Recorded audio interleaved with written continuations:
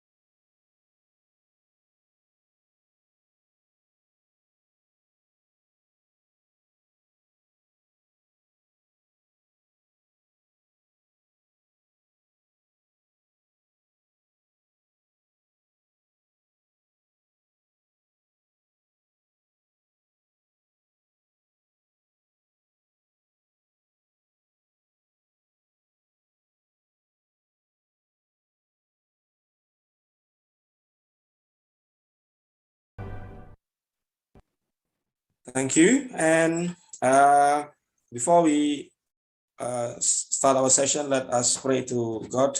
May He bless us with rewards, yeah, for all the topics we were about today. Doa starts now.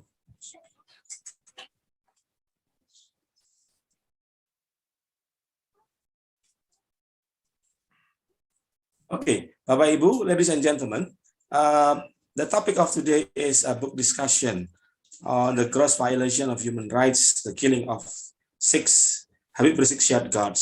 So what is white paper actually? The white paper is translated as a book that contains certain statements, usually classified in nature, has never been disclosed and is considered the revelation of truth. Jadi kita akan diskusi mengenai sesuatu yang mengandung pernyataan yang dari sumber-sumber terpercaya begitu, dan classified in nature.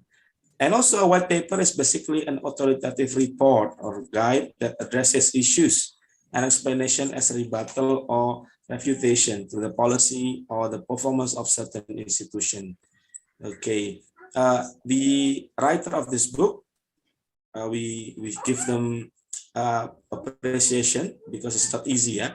As from the supervisory and monitoring team atau tim pengawal peristiwa pembunuhan 6 pengawal Habib Rizik Syihab, better known as TP3. Okay, ladies and gentlemen, we have 6 speakers today, and each speaker will be given about 15 minutes.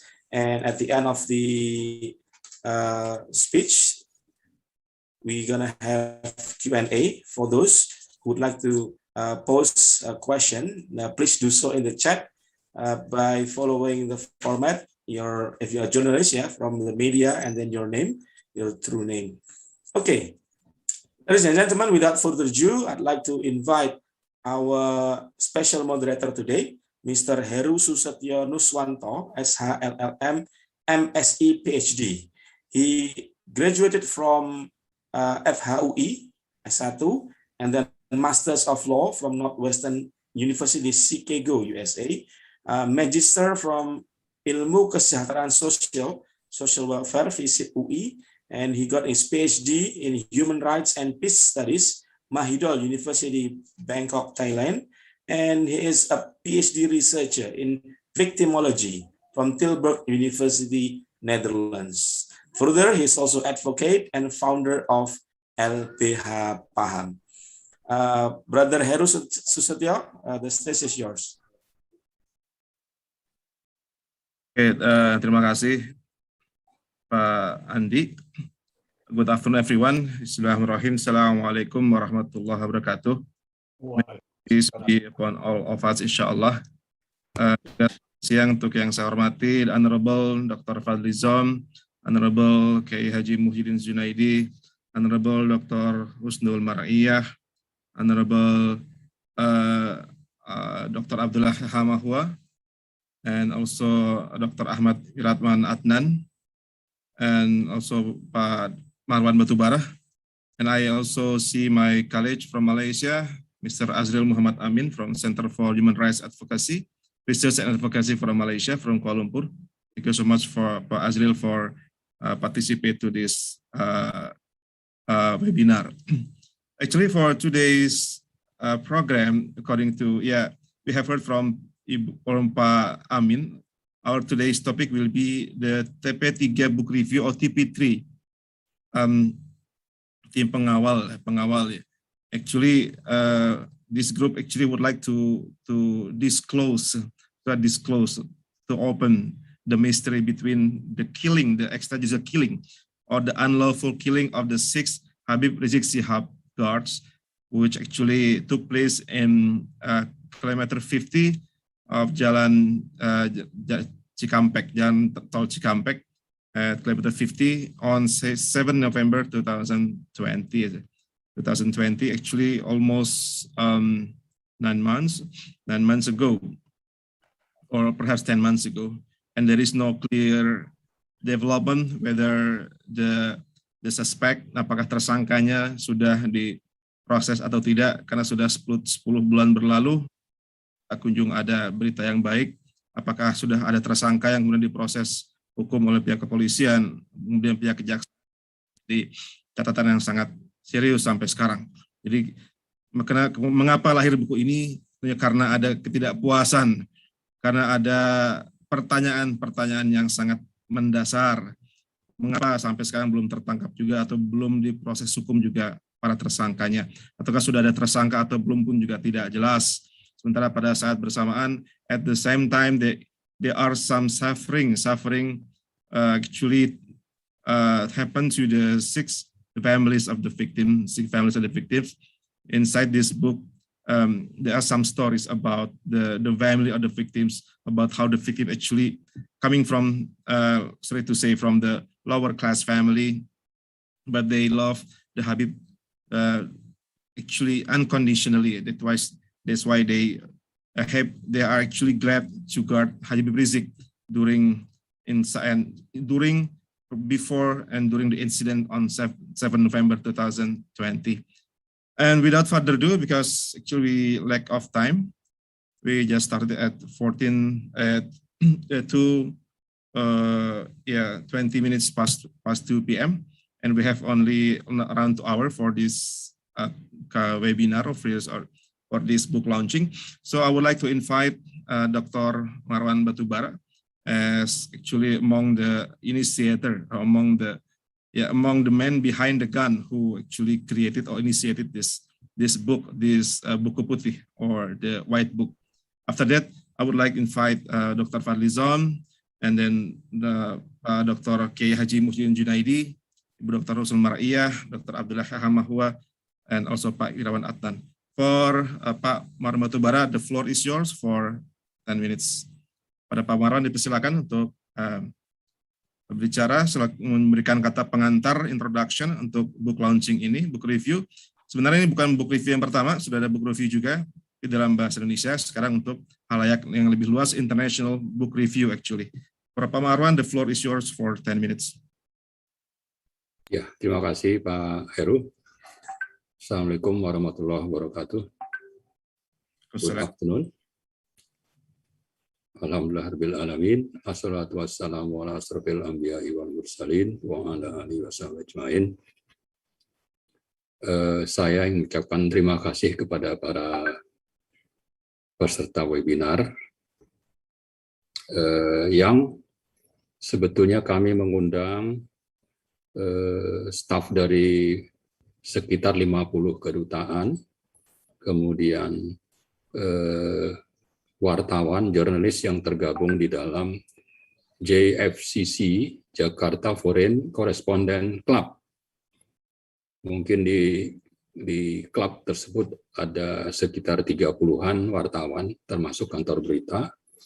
Lalu Pak Heru juga mengundang teman-teman dari LSM atau NGO yang bergerak di bidang HAM. Jadi pada prinsipnya memang undangan ini kita harapkan untuk bisa dihadiri oleh kalangan yang berasal dari luar negeri, karena kita mendapat informasi bahwa informasi yang tersebar di luar adalah bahwa para pembunuh itu punya hubungan dengan kegiatan terorisme yang sebetulnya sangat sama sekali tidak benar, dan nanti bisa dibuktikan atau dilihat dalam buku yang sudah disiapkan, dicetak baik bahasa Indonesia maupun bahasa Inggris. Saya coba sedikit mengantar konten buku ya. This book is composed by supervisory and monitoring team of the murders of 6 Habib Rizik Shihab Guts, yang tadi sudah diperkenalkan, better known as TP3. This book is published by Forum Keadilan, copyright by Majalah Forum Keadilan. In the spirit of a book as a white paper, this book laid down facts and critical analysis that strengthen the conviction and stance or belief of TP3 that the murders of the Sikh Guts was not committed by the police alone. However, it systematically involved the armed forces and other mysterious state apparatus. This white book reveals many facts and analysis that have never been published by mass media, especially the mainstream media. This book answers the general question about how and who should be responsible for the crime. We believe that the murder of 6 Guts is an extraordinary crime that meets the criteria as a crime against humanity. The murder constitutes a crime that qualifies as the gross violation of human rights. The settlement of these grave breaches of human rights must be through the Human Rights Court under the law number 26, year 2000. This book constitutes the response to the challenge extended by President Jokowi, whom we from TP3 meet on 9 March 2021 at the Merdeka Presidential Palace in Jakarta. The challenge was to produce evidence, information, and study results related with the murders of the 6 Guts. At the time, Mr. Jokowi also promised to handle this case in a transparent, fair, an acceptable manner. So far, we assess and we believe the government has shown unwilling and unable attitude to resolve the case through the Human Rights Court. This is what we believe. By this, we may consider or assume that the president has shown hypocrisy. It seems he fails to follow his own principles and expression during the meeting. TP3 on 9 March. No wonder why the student union call him the king of lip service. This book, including this webinar, the TP3 book review, are part of a series of TP3's effort to find and reveal the truth through deep research and evidence based on writing. At least instead of hearing only from one side, especially from the government as well as from Komnas HAM, you as the participant have the opportunity to also get this information from TP3's book. By this, you could have the complete picture of the case. Finally, we hope and ask all of you to join TP3 in advocating and resolving the crime against humanity through human rights courts. Thank you for your attention and support. Terima kasih. Assalamualaikum warahmatullahi wabarakatuh. Waalaikumsalam warahmatullahi wabarakatuh. Terima kasih banyak. Thank you so much for Pak Dr. Mawan Batubara as the man behind the gun. Actually, is a good organizer for this. Actually, not just for this book launching, but for the whole process. Pak Marwan adalah mungkin orang yang sangat berjasa ya untuk kemudian dengan kepedulian yang luar biasa juga mengumpulkan teman-teman sekalian yang concern dengan adanya pelanggaran HAM berat ini atau gross violation of human rights. Pak Marwan juga mengatakan bahwa telah terjadi pelanggaran HAM berat ataupun grave breaches to human rights or gross violation of human rights, dan telah juga menjumpai Presiden Jokowi bersama para anggota TP3 yang lain juga dengan Pak Amin Rais pada tanggal 9 Maret 2021 di Istana Merdeka, dan Presiden pun memberikan memberikan saran supaya diadakan investigasi yang mendalam dan untuk mengungkap kebenaran. Dan inilah hasilnya. So the white book on the gross violation of human rights in regards to the killing or extrajudicial killing of 6 Habib Rizik Syihab guards. Oke, thank you so much Pak Marwan Batubara. Kita akan melihat apakah proses ini akan berlangsung lancar menuju pengadilan HAM atau tidak, menuju pengadilan, karena sampai sekarang jangankan pengadilan HAM, pengadilan pidana pun belum berlangsung. Ya, jangankan lagi pengadilan HAM, pengadilan pidana ataupun pengadilan umum pun belum terjadi untuk perkara ini. Apalagi pengadilan HAM dan pengadilan internasional. Nah, kita akan meminta tanggapan, saran-saran, komentar dari para pembicara sekalian dan juga ibu bapak sekalian yang kami hormati. Baiklah, tanpa berpanjang kata, kami mengundang Bapak Dr. Fadlizon selaku anggota Dewan Perwakilan Rakyat dan juga yang banyak membantu dan banyak mensupport advokasi untuk orang-orang yang terzalimi. Dan beliau juga adalah Ketua Badan Kerjasama Antar Parlemen di Dewan Perwakilan Rakyat Republik Indonesia. Bapak Dr. Fadlizon, dipersilakan waktunya 10 menit. Terima kasih Pak Heru. Thank you very much, moderator, Mr. Heru, and my other colleagues from the panel, the speakers. Assalamualaikum warahmatullahi wabarakatuh. Good afternoon for all of us. It is an honor for me to deliver my views and perspectives on the TP3 White Book, Gross Violation of Human Rights, Killings of 6 Habib Rizik Syihab guards.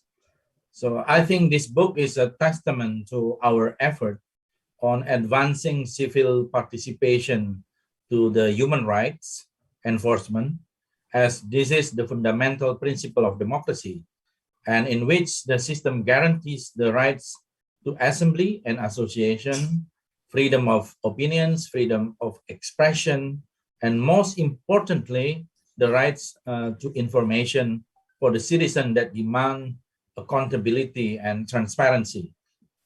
So I also deeply appreciate all the efforts of the supervisory and monitoring team of the murders of 6 Habib Rizik Sihab's guards, or we call it TP3, for having investigated and published this white book so that everyone can see things objectively, not just follow the one-sided news or claims made by the authorities. First, how the government has failed to ensure the safety of its citizens. In this regard, we see that Habib Rizik has been active in sending critics toward the government. This condition has made him to be considered as the threat toward the government. In the realm of democracy, critics are something justifiable, yeah, and should not be seen as the threat. So, however, in this case, we see that the government has failed to protect the safety and security of its citizen who seems on the different side, in the other side. So I see it frightening because it brings back to our old history during the old order or Order Lama, and even in some part of the new order or Order Baru, when government could easily silence those who criticize them. So even worse, this act of unlawful killings can be happen to everyone who criticize the government. And I believe the government must be aware on how their restrictive policies will surely bring harm than good to our democracy. Second, I see that all actions targeted HRS or Habib Rizik have been planned, and this involves various authorities. I'm saying this based on the facts that even the authorities have claimed themselves. For instance, when the Indonesian police claim they followed HRS and their teams as the purposes of investigations, which led to the incidents that where shots took place. Since HRS arrival on the 10th of November 2020, last year, and as reported also by TP3, and I think I saw also Habib Rizik a couple days after that, there have been various efforts that show this alleged planning, such as criminalizing HRS due to some events held, such as Maulid Nabi commemorations and his daughter's wedding celebration, with heavy sanctions. So meanwhile, at this range of time, we see that there are so many public crowds held during social restrictions, and yet they are immune from any sanctions. Just to name some examples, such as the president's son Gibran, who enjoyed public campaigns in a crowd in the city of Surakarta in November 2020. And it is shame that contrary to what the police has claimed over Habib Rizik's case, the institution claimed it was the different case, as Gibran's case was part of justifiable campaign procedure, and it was not the police responsibility. So another case, for example, was Basuki Cahaya Purnama or Ahok, along with many artists who enjoyed singing in the crowd without wearing masks, and again, they are free from any trials. So COVID-19 has revealed how weak our democracy and law enforcement are. To some extent, some policies implemented during social restrictions are not merely aimed at protecting the civilians, but they are used as the tool by the government to hit those who are on the different side. Besides, it is also shame to see how government is using their institutions in this regard is through Indonesian Financial Transaction Reports and Analysis Center, or PPATK, to block the 92 bank accounts of those whose Habib Rizik and his families. So PPATK claimed that they did this due to the allegations of money laundering that HRS and his families and organization, FBI, have done in accordance with Law Number 9 of 2013 on terrorist financing. In fact, if we take a look on the law itself, blocking the bank account can only be done to any suspected terrorist groups or organizations whose names are on the list of terrorism suspects and terrorist organization, or Daftar Terduga Teroris dan Organisasi Teroris, DTTOT. Are HRS and their families and organizations terrorists? Of course, the government cannot answer this and give public the transparency on the basis of their own-sided claim. Intelligence operations are not something new in this country. In HRS case and all allegation addressed to him and his family, I am of the view that the government is exercising their power, especially through the tools of power that they have. Our country has witnessed that Islamic organizations have been on the list of the national intelligence operations. Some media officials such as Tempo have also released the documents of some bin agents captured at Megamendung.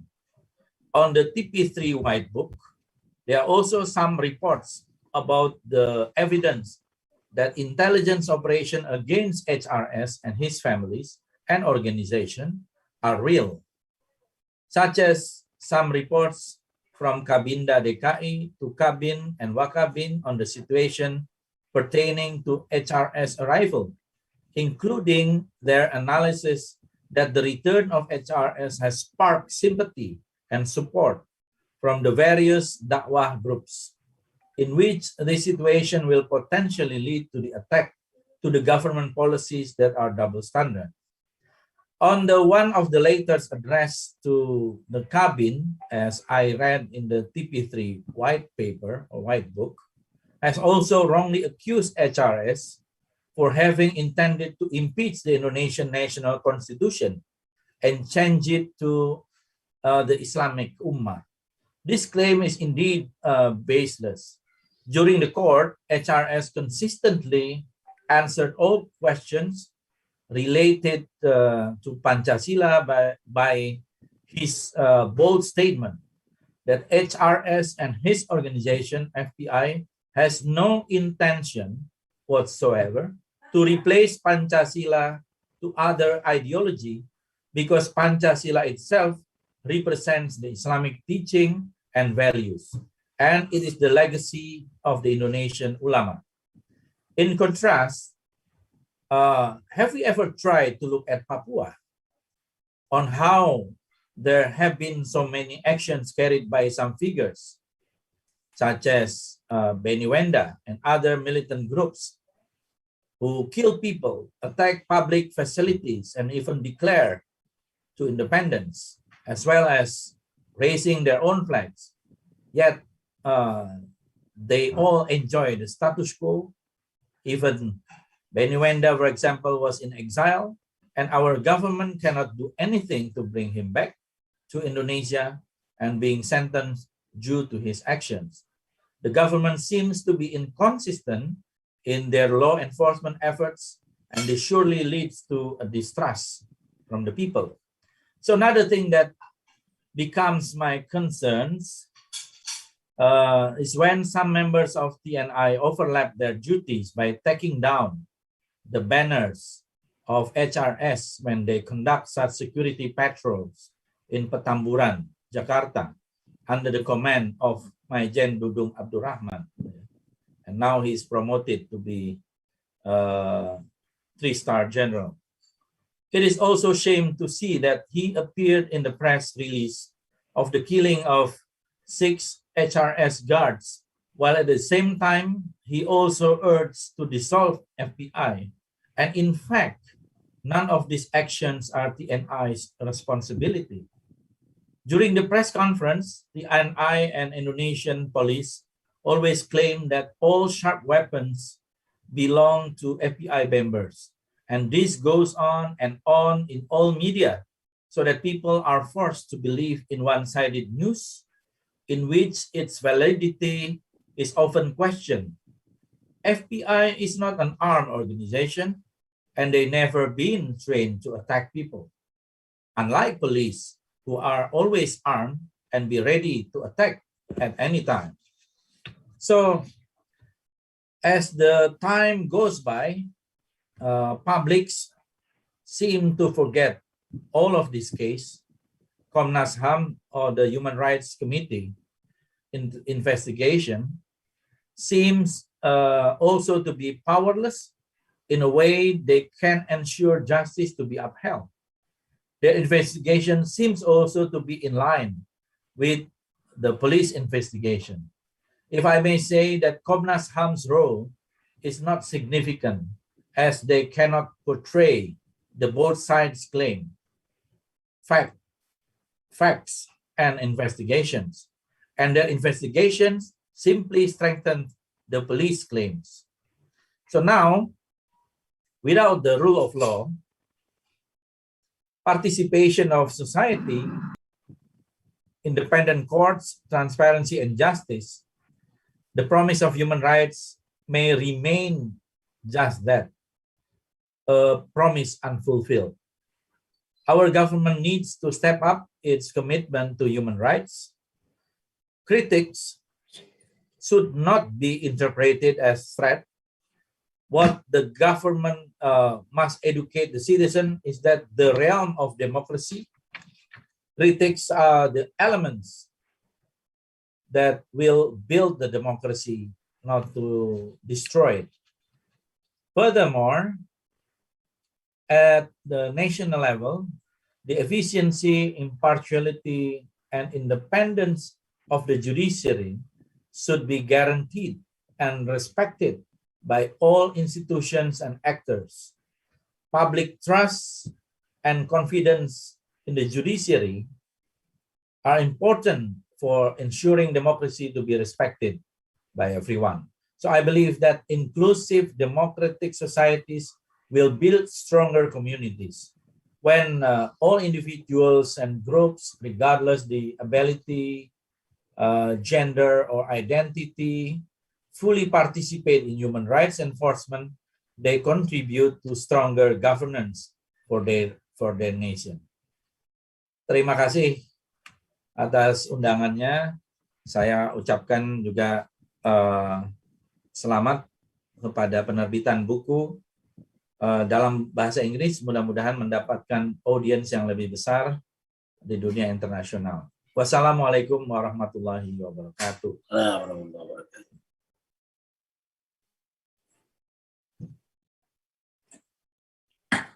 Terima kasih banyak. Thank you so much for Honorable Dr. Fadlizon as a member of the Parliament, for actually very inspiring speech in regard to this launch of this book. If I can recall that Fali mentioned that this is very political arrest, political actually trial, political trial, and also the indictment very political, and also the punishments also very political. Banyak kerumunan yang tidak diproses secara hukum, pikiran untuk HRS diproses bahkan dipidana, dan juga pembunuhan terhadap 6 pengawal beliau juga tidak diproses secara layak, bahkan tidak ada kabar berita sampai sekarang. Ini menimbulkan ketidakadilan. dibandingkan tadi dengan kasus Papua. Papua itu jelas satu tindak pidana terorisme. Terorisme bahkan tidak hanya tentara dan polisi yang dibunuh, tapi juga tenaga kesehatan perempuan juga dibunuh oleh KKB. Namun sampai sekarang tidak disebut teroris, disebut terus kelompok kriminal bersenjata, tidak disebut sebagai kelompok teroris. Kalau sudah jelaslah terorisme itu sangat terjadi di Papua. Harusnya disebut sebagai kelompok teroris Papua. Terima kasih Pak Fadli. And I would like to invite another also important speaker. I would like to invite Dr. K. Haji Muhyiddin Junaidi as the Vice Chairman or the Wakil Ketua of Indonesian Council of Ulama, Wakil Ketua Majelis Ulama Indonesia. Untuk Pak K. Haji Muhyiddin dipersilakan untuk 10 menit. Tafadhol, Mas Guru. Assalamualaikum warahmatullahi wabarakatuh. Waalaikumsalam. Alhamdulillahilladzi wa kafa wassalatu wassalamu ala nabiyyina Muhammadin al-Mustafa wa ala alihi wa ashabihi ahlus sidqi wal wafa. Qala Allah Ta'ala fi kitabihil karim, a'udzu billahi minasyaitonir rajim. May yaqtul mu'minan muta'ammidan fajaza'uhu jahannamu khalidan fiha wa ghadiballahu alaihi wa la'anahu wa a'adda lahu 'adzaban muhina. Shadaqallahul azim. First of all, I would like to thank to all the speakers who participate at this virtual meeting. Brother Fadli Zon, to my understanding that he has been very actively involved in discussing so many interesting topics, as sometimes we can call it a very critical topic. Thanks very much for his enlightening speech. And I do believe that he has prepared his own speech very well, since he has been in the parliament for more than 15 years now. Honestly speaking, when we talk about the gross violation of human rights, the killing of 6 Habib guard or bodyguards, is really hurting all of us, not only members and leaders of supervisory council, but all Indonesian people who live and who love peace. All Indonesian nationality, whether they live here in Indonesia or overseas, they are with the same idea that they really express their own disappointment to the government in handling this issue.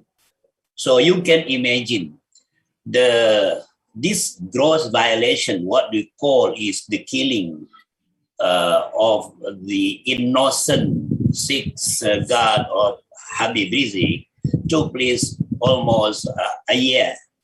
And we have been given the report by the police that they have already discovered around 3 suspects, the killers. But until today, no action so far has been taken. Even after announcing the name of 3 suspects, and one of them passed away due to the road accident, we have no idea at all who he is. This is really a political motive. Politically, the killing of the Sikh is politically motivated. So, as long as it is political incident, so we don't have any what we call any hope that no matter how good and how active we are in discussing the matter and making lobbies with all elements of society, whether it is representing the Islamic organizations or the government or the parliament members.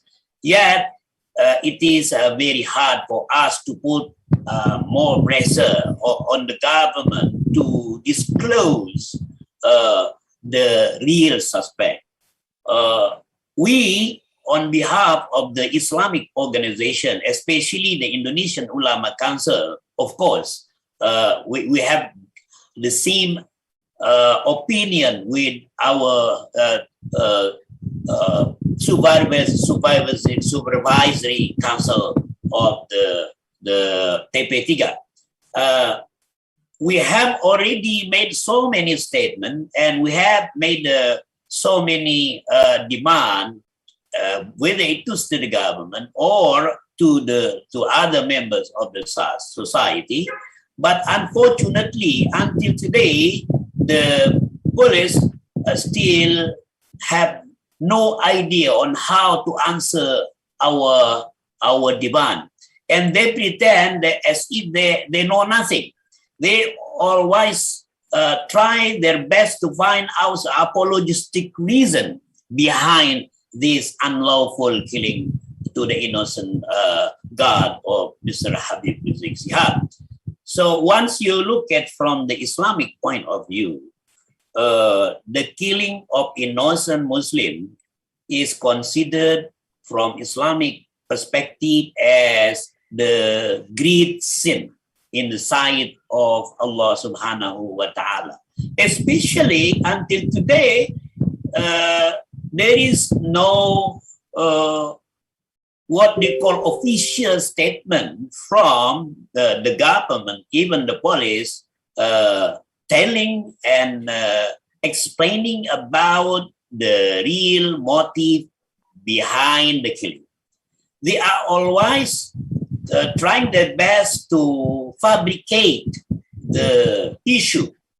They try to cover the issue with so many what they call fabricated issue to the public.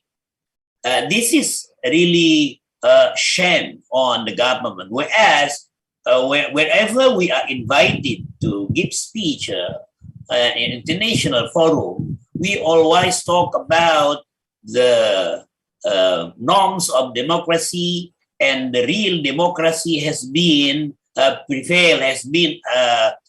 practiced in Indonesia. So democracy is compatible to Islam. We always talk about the positive things of our government. We hardly discuss and disclose the negative one. But very unfortunately, domestically, we face so many terror, so many what we call is hoax news. So whenever we criticize the government policy with regard with handling and managing the governments, they always accuse us of being the real provocators. Whereas our main intention is to enlighten the people. And today, we can see so many ulamas and intellectuals of Indonesia, though they know what is going on behind the killing of innocent Sikhs, guard of Habib Rizik Sihab, but yet they remain silent. They don't want to speak up. They prefer to keep silent because they are afraid of missing and losing their own source of money and source of income. Probably they are afraid of losing their own job. This is the biggest mistake. So we as a Muslim are obliged to speak up, no matter. Sometimes to say the truth have got so many and heavy consequences. But it is the revelation of Allah. It is the instruction from Allah subhanahu wa ta'ala. But very unfortunate, so many ulama, so many learned and knowledgeable Muslim in our country, and now they prepared to be the real partner of the government. They just want to be to keep themselves safe. They don't want what they call is now is a safety players. So in this regard, Majlis Ulama Indonesia, Indonesian Ulama Councils, express its own concern about a very slow response from the police. And yet, so many letters, so many demand has been submitted to the police and the government. Until today, we haven't received any official letter. And what we want today is the government announce the name of the suspect behind the killing of 6 innocent Habib Rizik. But until today, they just speak up, they just say, okay, they promise to the public they are going to disclose and they are going to take them to the court. But until today, there is no hope for us. I could say if the response is so slow, then we will probably take another option to keep more pressure to the government, especially to the let the families of the innocent people know that the TP3 has been doing their own job for the sake of the family. Then, of course, we will never be what we call is frustrated, because frustration in our religion is strongly forbidden. Yet we keep on discussing the matter. We keep on sharing our information. The latest one regarding the killing of the 6 innocent guard, hopefully there will be some response sooner or later. The second point that I would like to raise at this particular meeting and discussion is that all the people involved in the law makings are morally obliged to find out the best solution of this problem. Otherwise, our image at international forum will be tarnished. And thirdly, we will never give up in helping our brothers and sisters in finding the real justice. Yes, as a matter of fact, in our country, you can find so many offices of the courts, of the criminal courts, of so many what you call pengadilan, yeah.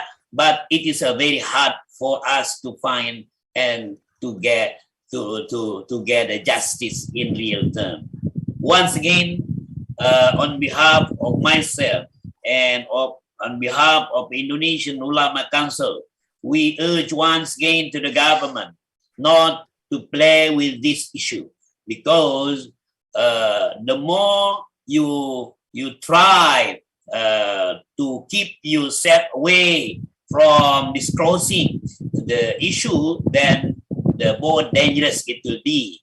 And the people, of course, will lose their trust. And then after 2 years, then we'll be having a general election. Of course, those who are involved and the parties who support the killing of these innocent people, of course, will be losing our computation. At last, thank you very much.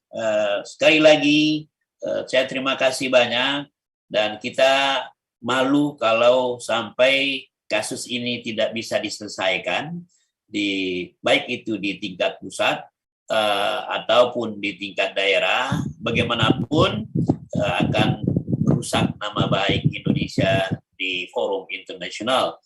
Whereas we have been campaigning since the last 12 and 15 years that Indonesia is one of the biggest democratic in the world. Very unfortunately, we are against the practicing and implementing the norm of democracy within our country. Thank you. Assalamualaikum warahmatullahi wabarakatuh. Waalaikumsalam warahmatullahi wabarakatuh. Terima kasih. Jazakumullah khairan. Thank you so much for Dr. K. Haji Muhyiddin Junaidi. Actually, very clear message, clear speech has been delivered by K. Haji Muhyiddin. So actually, everyone who are responsible actually must be taken into account, must be held to justice, brought to justice. But unfortunately, until there is no clear answer, no clear process. That's why we need more efforts. We need to, let's say, to put more pressure to the decision-making process, decision-maker, how to bring those offender to justice. So it's a clear message delivered by K. Haji Muhyiddin. Jelas sekali pesan dari beliau supaya ya semua yang bertanggung jawab harus segera diproses di negara ini. Thank you, terima kasih. Selanjutnya we will have Ibu Dr. Husnul Maraiyah as Associate Professor Faculty of Social and Political Sciences Universitas Indonesia. Kepada Ibu Dr. Husnul, dipersilakan. So the floor is yours for another 10 minutes. Dipersilakan kepada Ibu Husnul.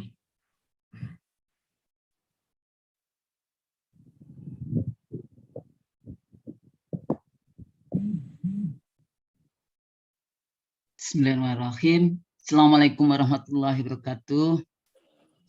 Thank you, Pak Dr. Heru Nuswanto as moderator, and for distinguished speakers and all participants. Assalamualaikum warahmatullahi wabarakatuh. Assalam. The former speaker is already completed the analysis and the response. So I tried to give some very short comment. There is two things that I would like to state it in my talk.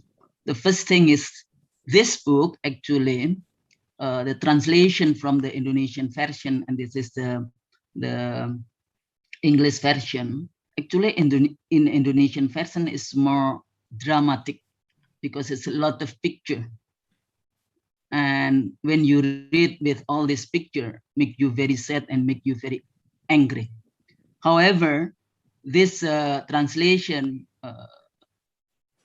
in terms of the what is called like a books with full of data, argument, analysis, methodologically and substantively is a very important for even for students, and I think it's a lot of with a legal based analysis.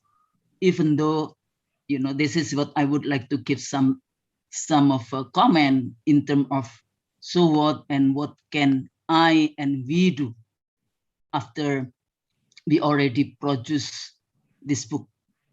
Pak Marwan and the team already do all this. They did research, interviewed, and it's a lot of work already put it in order to wrote these books.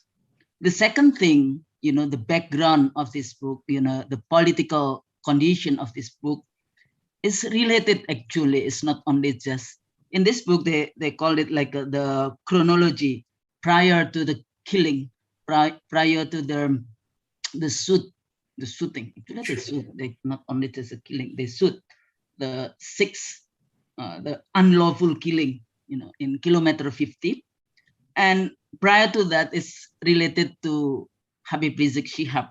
If you are talking about what's his politic behind of this thing, yeah. If you are talking about, you know, all this election 2017, the Jakarta local election, governor local election, and the opening of the civil Islam 411 and 212, especially, you know, and then the discourse the government always, the regime always claim that the Islam is not tolerant, the Islam is not Pancasila, the Islam is not Bhinneka, something like that become, every day that we seen on the newspaper and so on. So again, that also against the background of the global politics, if you are talking about after 9/11, and then all this Islamophobia, and then the war on terror related to finally the change with counter-violence extremism, and then with a policy on de-radicalization. So it's all this against the political background like that. So it's not only just, killing 6 Habib Rizik Squad, like the Laskar FBI, something like that. It's not like there is some political relation in a more broader context. So the government or the regime or all of the supporter of the regime always talking about we are in democracy. They have the legitimacy to rule. But the problem is the legitimacy is not only just because of you won in the election, but post-election, you have to prove about the policy, including, if you're talking about democracy, there is 3, at least there is I always use 3 variable in it, There is a competition, and in the competition, excluding the use of force, don't use military, police, just to what is called to dismiss all this opposition, including the parliamentary opposition and also non-parliamentary opposition. If you're talking about where we put Habib Rizik in the political context, Habib Rizik is a symbol of non-parliamentary opposition in this case. So we are talking about competition with excluding the use of force. We are talking about full participation. So it means that all these group citizens in this country can, they have a right to control the regime, something like that. And the third thing is civil and political liberties, the freedom of expression, freedom to organize. So this is also related because after that, FBI, the Islamic Defendant Front, is already disbanded, something like that, without, legal decision, without from the court legal decision. So this is also a problem if we are talking. This is my question to Pak Marwan afterward. Where are we going after this? Are we going to the legal-based approach, or we are still talking about with a political-based approach, using these issues because this is like a political action, I think we don't trust with a legal-based approach afterward. And what happened with a regime? Use all this, use the apparatus, using the coercion, using the hard power to what is called to dismiss all this opposition. To whoever who against the regime, they put it in jail. So this is also, the political condition that we have after this.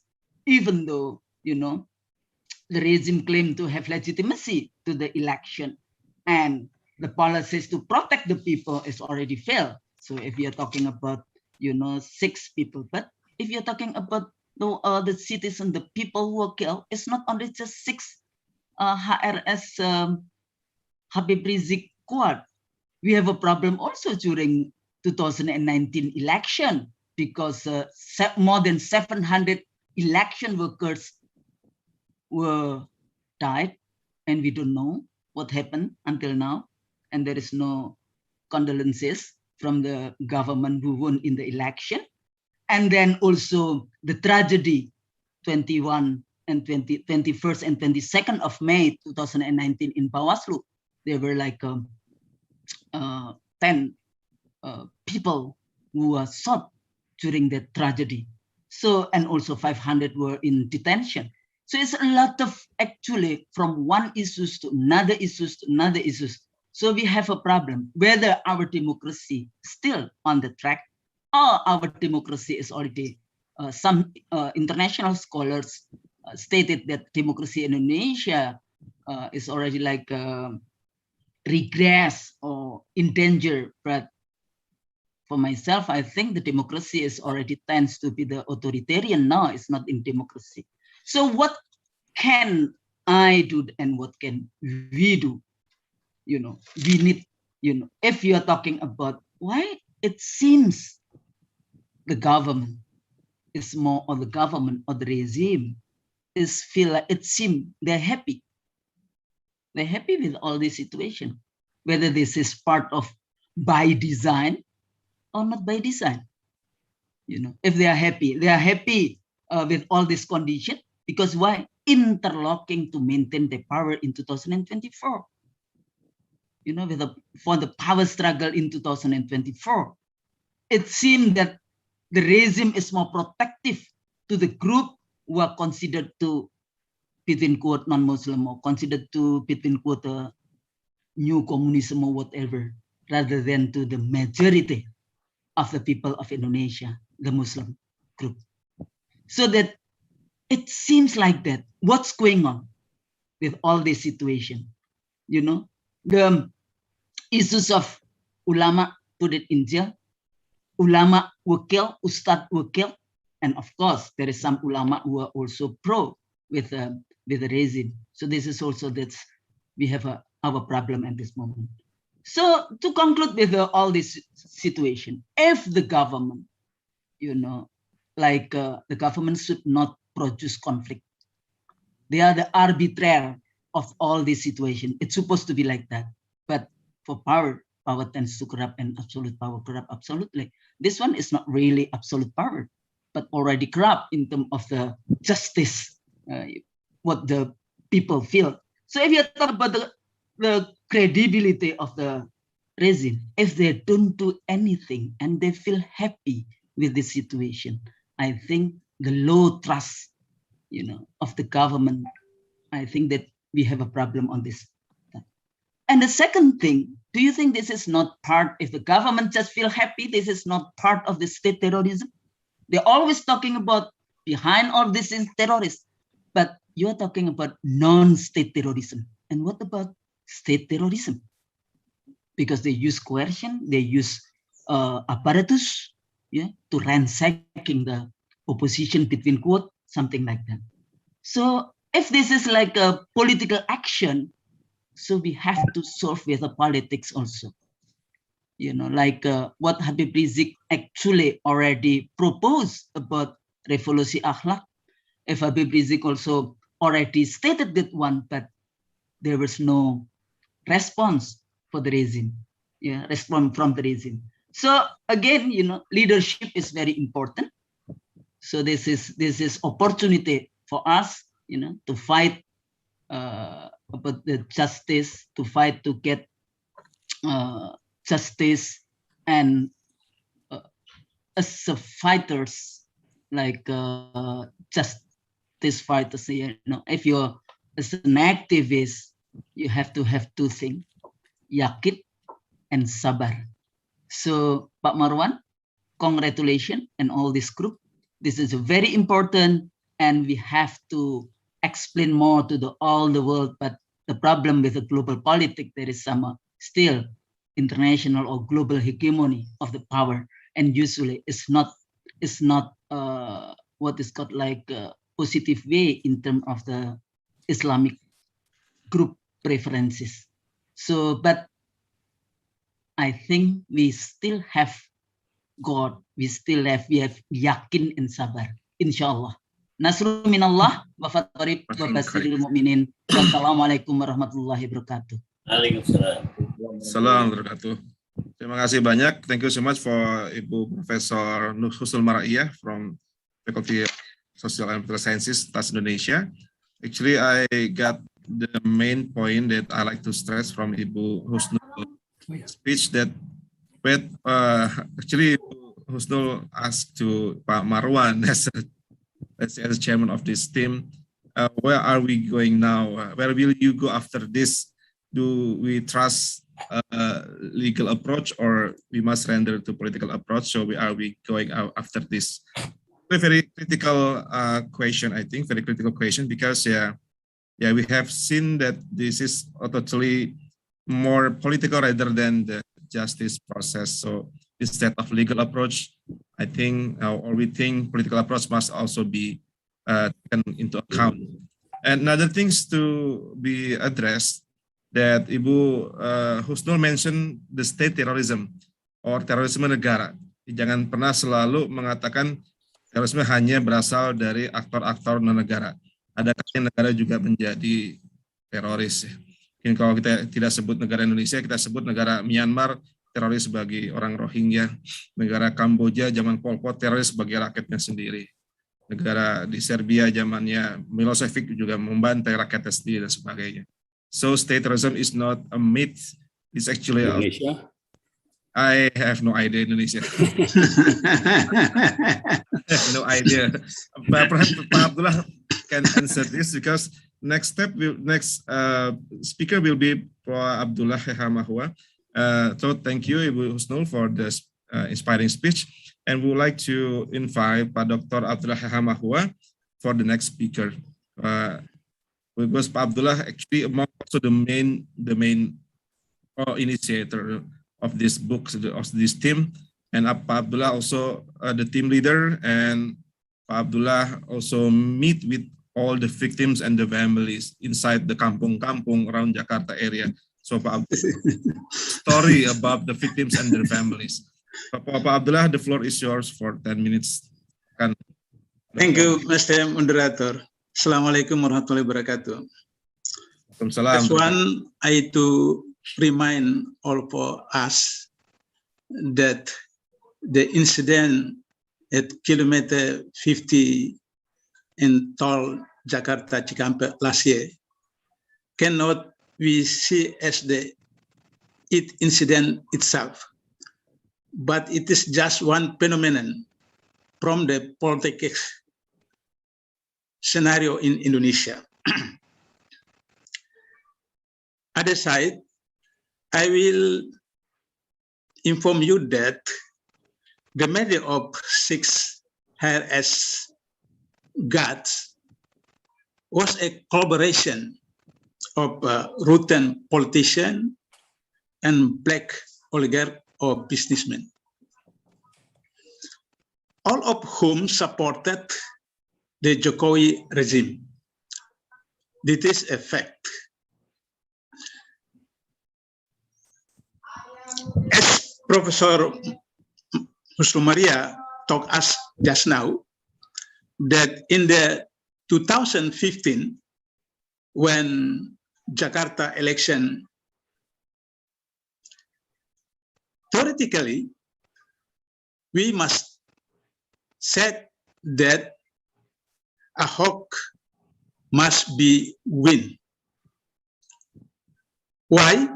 Because from a financial point of view, Ahok is supported by 9 dragons and other black businessmen in Indonesia. From political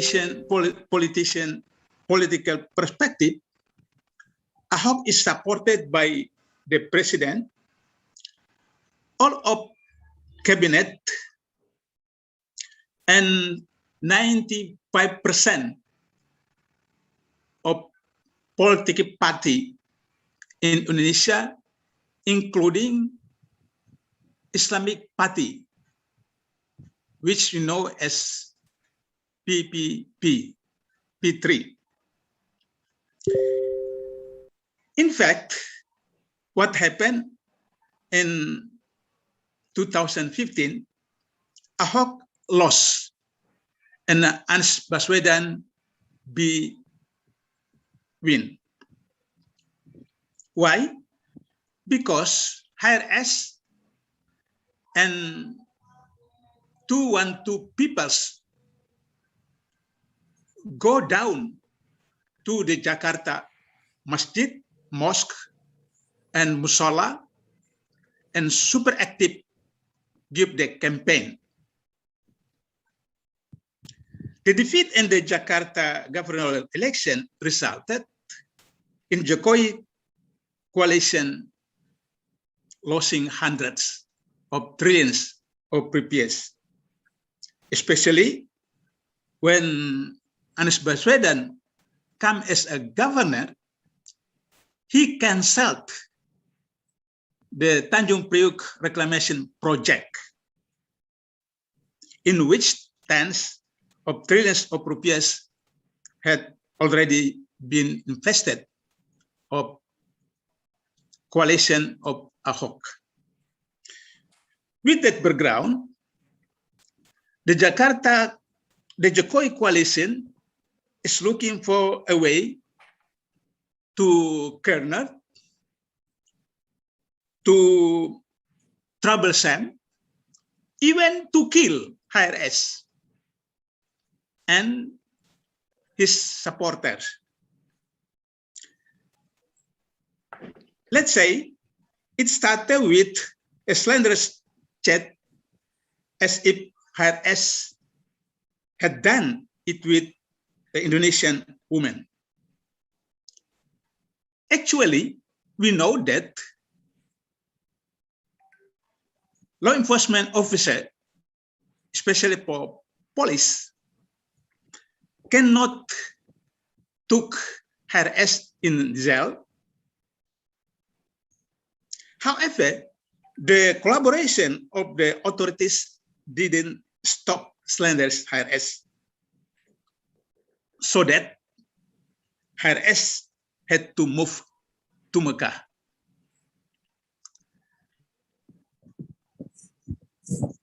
Subsequently, when HRS returned to Jakarta, he was imprisoned on charges of violating health procedure, such as Mr. Fazlidon told us just now. The son of governor, the son of Jokowi, when campaign in Solo, and his grandson in Medan, nothing to done by police. The incident at kilometer 50 on Jakarta-Cikampek toll was an attempt to kill HRS. However, as we know, HRS was able to avoid being trapped by the police, and the risk was carried out against the 6th Laskar the HRS got. For myself, as Mr. Moderator told us just now, I know the family of 6 gods.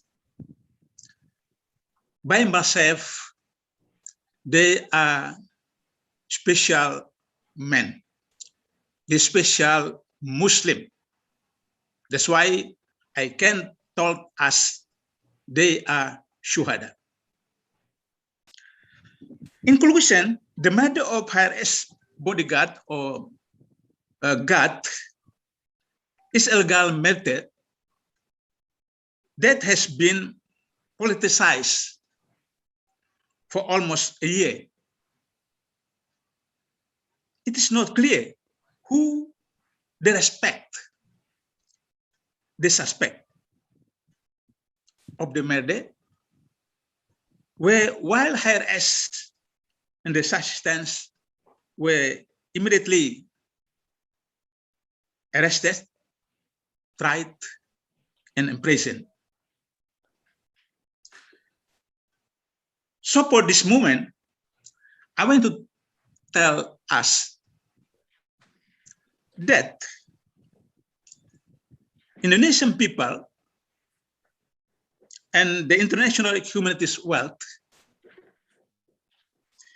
if the Jokowi government is not brought to human rights court, believe me, the Indonesia will become a barbaric country where corrupt rulers and politicians as well as black businessmen collaborate and colonize the Indonesia people.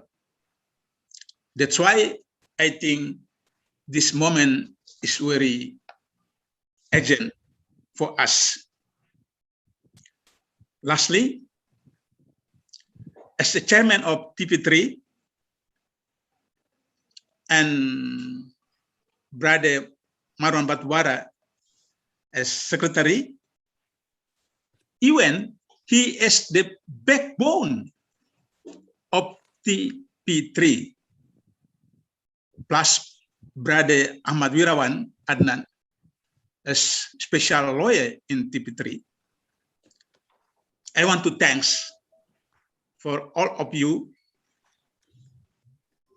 to attend this program, and I hope all of you and us can continue in the other event to encourage the background of this event, and we bring out Indonesia to the best country, masyarakat madani. That's all. Thank you. Billahi taufiq wal hidayah. Wassalamualaikum warahmatullahi wabarakatuh. Waalaikumsalam warahmatullahi wabarakatuh. Thank you so much. Terima kasih banyak untuk Bapak Dr. Abdullah Mahwa. Dr. Abdullah Mahwa is chairman of TP3 or TP3 and also former special advisor for KPK or Indonesian Anti-Corruption Agency, and also former chairman of Himpunan Mahasiswa Islam. Last but not least, we still have one more speaker. Actually, the last speaker for today is Bapak Ahmad Wirawan Adnan. He is a lawyer actually and a legal expert, and among the members or in human rights perspective of this white book. For Pak Ahmad Wirawan Adnan, the floor is yours for 10 minutes. Silakan, Pak. Thank you. First of all, Assalamualaikum warahmatullahi wabarakatuh. Waalaikumsalam. May the blessing of Allah be upon you.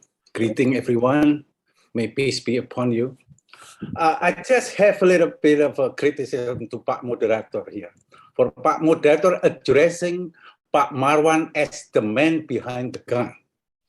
I don't think that's a good idea. Under the circumstances, I do not think that's a good idea. So, because it can be easily confused that he is involved with the killing of the 6 guards. because to this date, they were killed with a gun, and we cannot find who are really the men behind the gun. Right? So you point out Marwan is the man behind the gun. So he is not, Moderator. He is not. He is the man behind the book. That I can agree. Anyway, but for Pak Abdullah, he addressed him as the backbone of TP3. That I can agree. Anyway. Okay. Anyway, honestly, I do not have a speech prepared, because I was under the impression that I was invited to review the book. So that is exactly what I will be doing. And having read this book, I found that this book is very astonishing. This is what I call a revelation of truth. However, I can't help to notice that reading this book, the English version of this book, I found several, if not many, grammatical errors. I mean, I'm sorry to say, that's what I found. But we can easily understand, and I think I speak on behalf of everyone here, that is acceptable, because we believe that the author of this book is a non-English speaking author. So I think we can understand that. But anyway, I found that the message is very clear, crystal clear, in fact, and it was very comprehensible. So all in all, I would like to praise this book And I certainly had, this book had enlightened me. And basically, what we are reviewing is a white paper or a white book, if you may, right? It fascinated me the way it is presented. It's what I say, it's an authoritative report. My personal assessment of this book is more of a guide which provides narratives and addressing that the killing of the 6 HRS guards are not an ordinary crime. That's, I think, it's the main focus of the book. And this book in general describe that it is a hideous crime.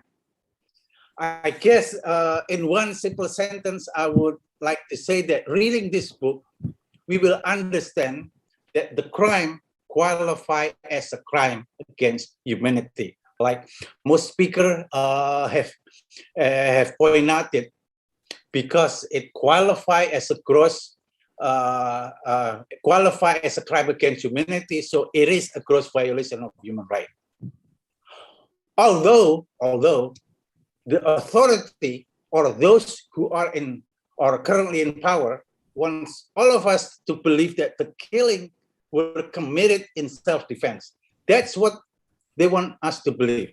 But if you read this book, it will convince you otherwise. This book is basically, I mean, I think someone have said earlier that this book is basically a rebuttal or refutations to every statement, to every argument, to every report, to every, well, not every, just all I know, there was one investigation and even legal proceeding issued by the authority. It's a rebuttal, it's a denial to that activity, which if by reading this book, it will convince us or convince all of us, I believe, that all of those activities are just a deception. The study and research, which basically what this book is all about, is a testament that the authority is trying to conceal or to cover up, to conceal or to cover up those who are responsible for the killing. So reading this book provides a clear direction that gross violation of human rights has been actually committed. Again, I would like to repeat, it's a clear direction. We do not have the authority to prove because those are the job for the penyidik or for the police. We just do the study. So this what the book is telling us.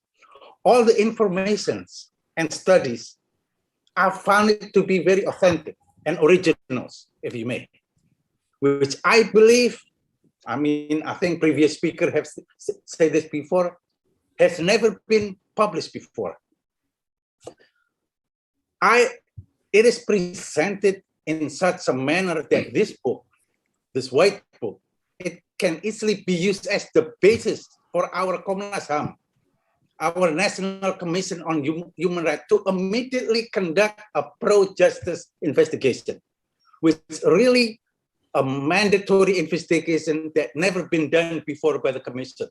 So that's basically my review on the book. Then I take a look at chapter 2. But you know, overall, this is the version, the Indonesian version. There are about 500 pages, but the English version I find about 100 pages in the book. So I find it's the English that's so efficient that it can reduce the pages to a lot less. I do not know, but I think Husnul Maria, I think you are right that the Indonesian version is more dramatic. And then you read at chapter 2, it narrates and elaborate the criminal element, what we call the element that the crime is systematic, right? And it further, the chapter 2 elaborate that. And then if you review the chapter 3, it's what do you call comments or annotation. The title is Annotations of Komnas HAM Report. Now, I believe this is interesting. This chapter is interesting. I mean, you should review. If any of you have not reviewed thoroughly, please read chapter 3. This book, the White Book, shows that the report made by Komnas HAM is just a justification of the official statement made by the authority. So they just this book tells us that Komnas HAM is clearly sided with the authority when they should be a body, suatu lembaga which has to be neutral and impartial, which they do not. The report they call investigation. This what the book suggests that legally is only a monitoring report. So it's not an investigation. This is what I found in the book. So personally, I believe this is deceitful, or at least is an attempt to deceive the public. So no wonder there is misconception in the public eye in general that the Komnas HAM have done their job. I think that is a misconception, when in fact, in their report, it has no merit. And there is no legal foundation of what they're doing. Therefore, what the Komnas HAM has done is not actually an investigation, but merely a monitoring activity. That's all covered in chapter 3. Therefore, regret to have to come up with my thought here that it is deceitful that Komnas HAM uses the title investigative report when legally it's only a monitoring report. Therefore, the monitoring activity carried out by Komnas HAM does not qualify as an investigation. Thus, it does not earn the title pro justisia. Pro justisia itu bahasa Inggrisnya apa ya? Pro justia, the right. I think it loosely translates the right to enforce law. Pro justisia. Pak Heru, maybe you can help me with the correct translation. Pro justisia, the right to enforce law. I think that's what the best I can come up with. Well, Komnas HAM, in their report, I mean, I see the report. Where's my report? This was the report from Komnas HAM, and I received a copy from the man behind the gun. Not from me.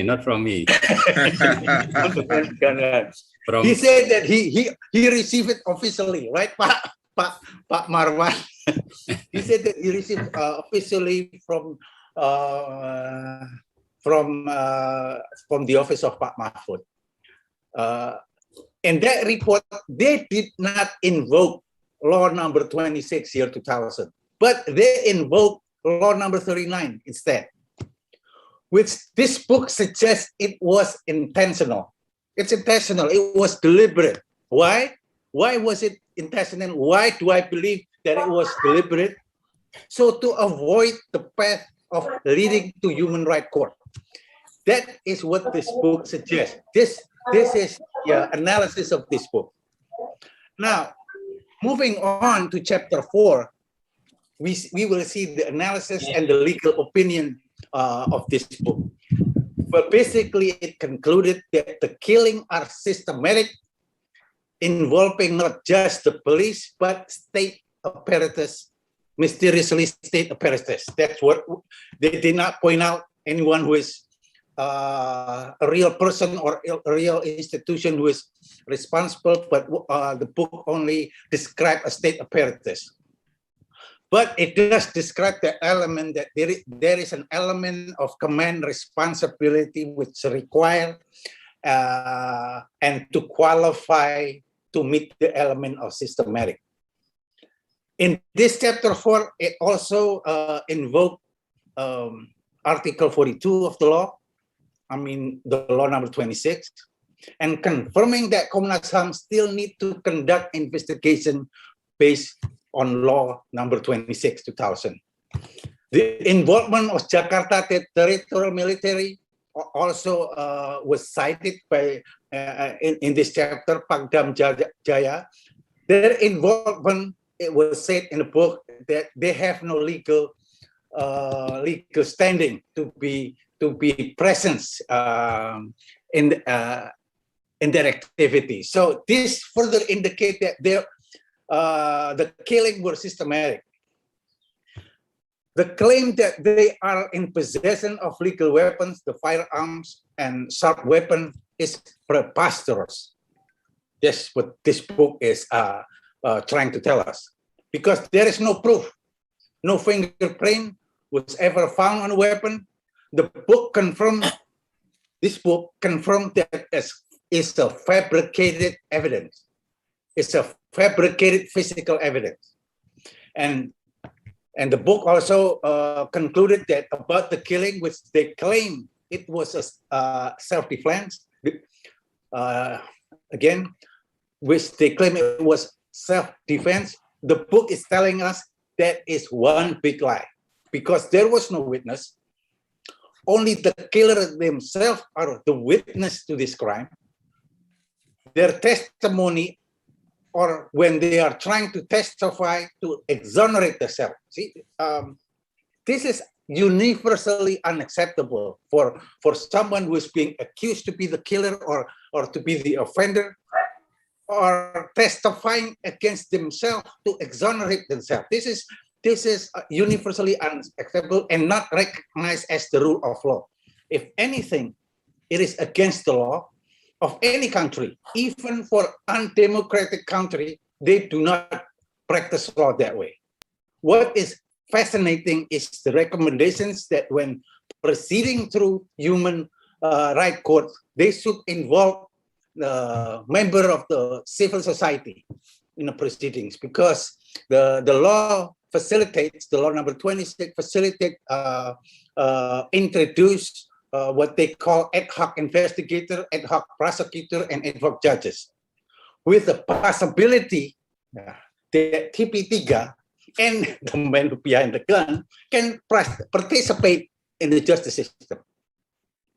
So I guess this is to reflect the transparency and the fairness that was promised by President Jokowi when we made a courtesy call at Istana Merdeka.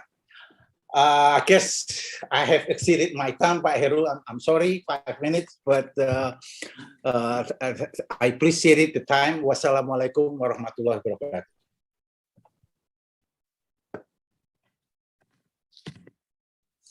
Alhamdulillah, thank you so much, Pak Dr. Ahmad Irawan Adnan. Actually, very clear message had been delivered by Pak Adnan, and I'd like to emphasize what Pak Adnan mentioned, that the man behind the gun is not clear yet. The man behind the book is quite clear. Yeah, I did some mistake actually. The man behind the book actually is Pak Abdullah Hamahua, and then existed by Pak Amaran Batubara, Pak Adnan, and other people here. But the man behind the gun is unclear. Actually, the books Pak Adnan mentioned about the chapter 3 told about some facts or some evidences, but so actually quite a clear direction. So he didn't choose the word the evidence, but the clear direction that it can be said as a gross violation of human rights or pelanggaran HAM berat. And Komnas HAM actually must have the duty to conduct the pro-justice or pro-justiciar investigation, not just monitoring, not just fact-finding, but pro-justice investigation, because it can be followed with another indictment actually delivered by Kejaksaan or by the prosecutor, and finally brought to Human Rights Court. But of course, this is not easy, because it needs the cooperation and clear intention from Human Rights National Commission or Komnas HAM. And Pak Adnan also mentioned about this book is actually the revelation of truth. The revelation of truth, or how to reveal, mengungkapkan kebenaran, how to reveal the truth to the world about the mystery on 7th of December 2020, with the killing, the extrajudicial killing, not just the killing, but the extrajudicial or unlawful killing to the 6 members of the guard of Habib Rizik Shihab. And then the authority seems to conceal or to cover up this operation, because what he mentioned that the man behind the gun is not clear, even though actually the police or the Komnas actually can, if they can lead the clear investigation. So actually, we believe that those who are responsible will be disclosed or will be unboxed. But unfortunately, until now, there is no clear intention about how to bring the responsible people to justice. And Pak Adnan also mentioned that there are some deceitful behind this case, and some people try or tend to deceive the public, and that's why they would like to present or to provide this book as a revelation of the truth, so people may read, people may understand, and people will about how or what happened behind the case or behind this. We don't say this as an accident, but because accident is different with a gross violation of human rights. Incident is just a kecelakaan or just musibah, but this is not just musibah. This is just kejahatan, HAM berat, or grave breaches to human rights. Okay, everyone, Ibu Bapak sekalian yang saya hormati, we still have around, let's say, 15 minutes for respond, question, and answer from the floor. I like to, Pak Andi, the MC mentioned that the participant, you can post your question through the chat. Is there raise the question or comment? Please feel free. You still have 15 minutes. Yeah, from Suud Amira Al-Hamid. The killing of civilians at kilometer 50 is an extraordinary human rights violation, but why does the government seem to not care about the tragedy proven by the slow hand case? Pembunuhan yang terjadi pada kilometer 50 adalah suatu pelanggaran HAM yang berat, namun mengapa pemerintah seperti tidak begitu peduli tentang tragedi tersebut dan malah cenderung melambatkan penanganan kasus ini? Is anybody would like to answer this question? Perhaps Pak Adnan or Pak Marwan or Pak Abdullah or everyone, feel free. Pak Dr. K. Muhyiddin or Dr. Husnul Mar'iyah. I think better Mr. Ahmad Wirawan, Adnan. Yeah, please, Pak Adnan, you may reply to this question. Well, I guess the response, if you read this book thoroughly, I guess my response is why? Well, because there's clearly they have interest, as it said in this book, because they are trying to conceal, they are trying to cover up who is really responsible. That's why, or to be very careful. And as earlier mentioned by Pak Abdullah and also other speaker, because of political reasons. So it's all about politics. Well, when it should not be the case, it should not be about politics.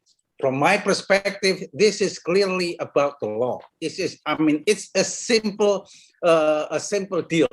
You know, all you have to do is prosecute. All you have to do is for the Komnas HAM to initiate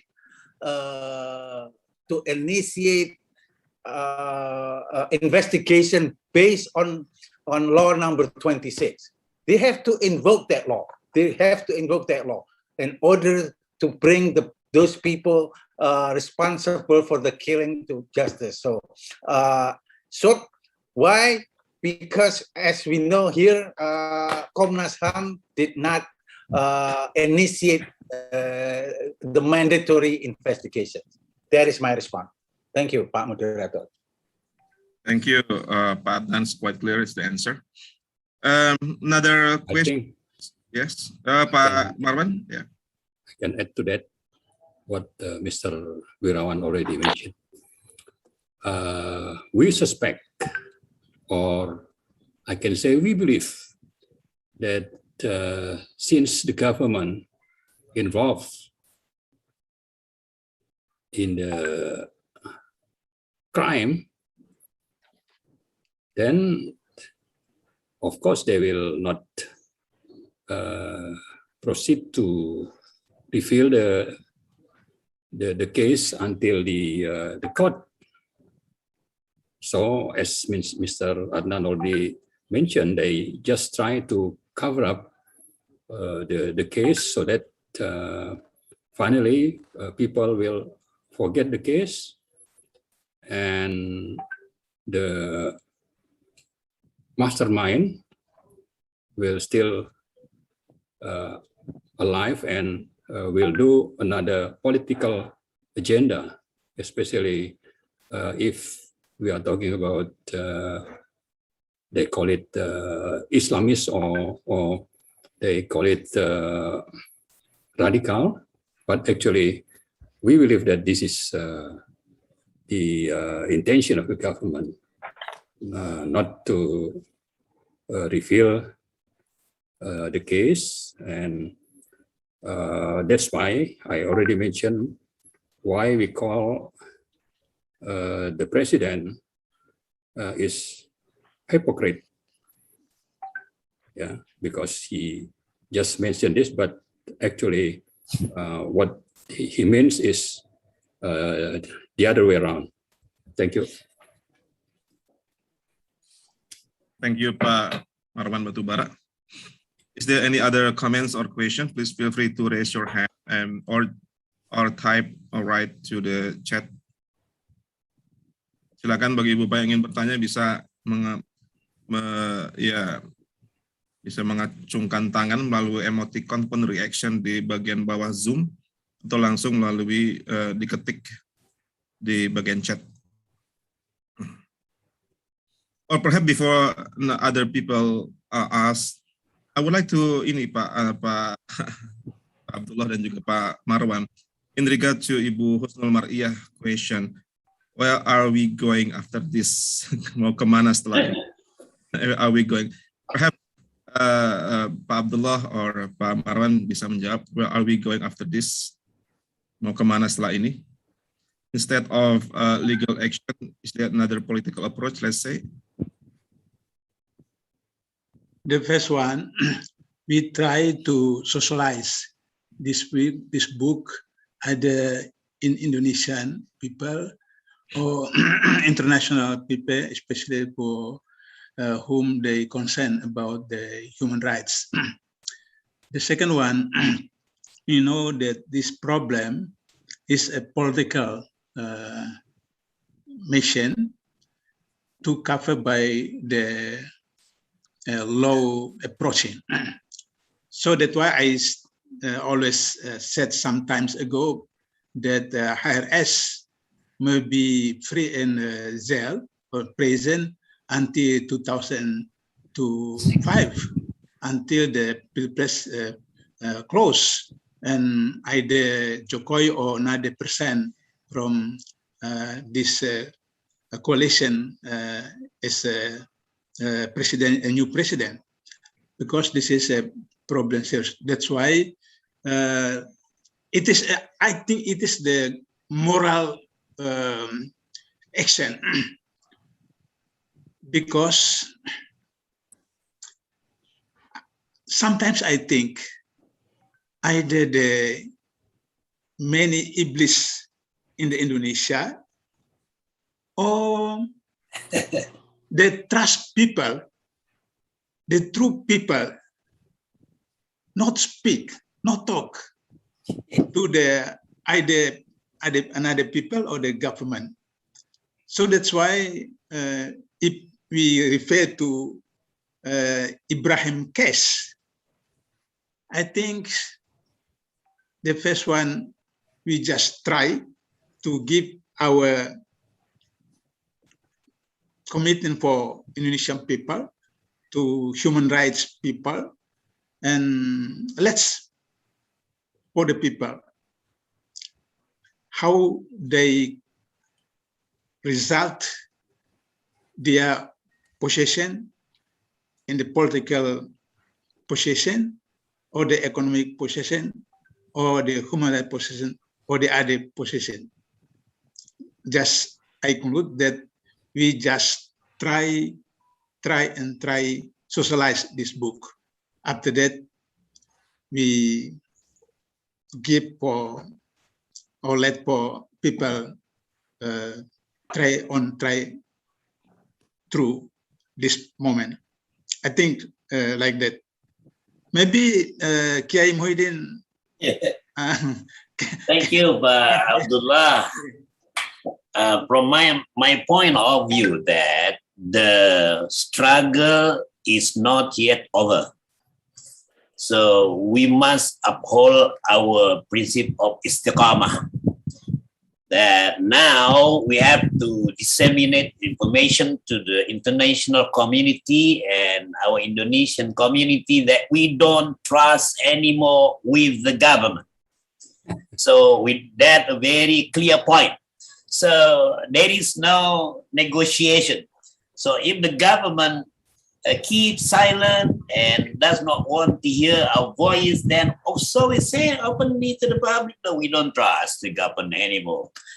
So 2024 is very close. So inshallah, in the future, we don't know who is going to be the winner in the coming general election. Thank you. Okay, thank you so much, Pak Dr. Abdullah Mahawa dan I want to add a little bit. Yes, please. Yeah, actually, we have identified and discussed what to do next. Before, yeah, already identify and discuss.